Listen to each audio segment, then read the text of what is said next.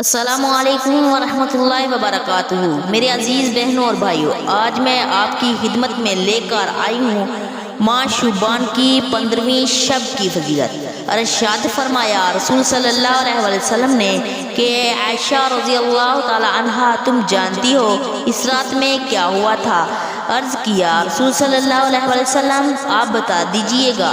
آپ صلی اللہ علیہ وسلم نے ارشاد فرمایا، اس رات میں یہ ہوا تھا کہ آدم علیہ السلام کی اولاد میں سے جو شخص اس سال پیدا ہوگا اور جو اس سال میں مرے گا، اس کا مرنا اور پیدا ہونا لکھا جاتا ہے۔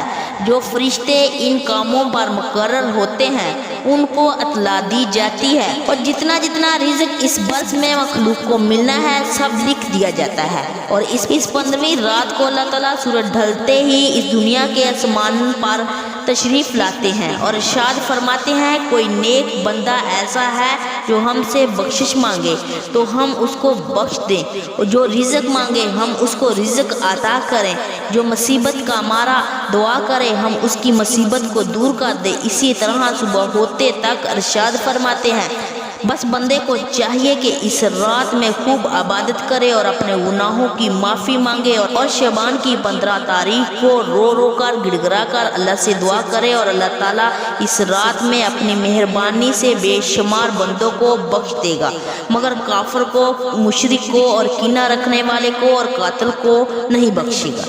میری عزیز بہنوں اور بھائیوں، مزید ایسی معلوماتی ویڈیو کے لیے میرے چینل کو سبسکرائب کریں اور ویڈیو کو زیادہ سے زیادہ شیئر بھی کریں۔ جزاک اللہ خیرہ۔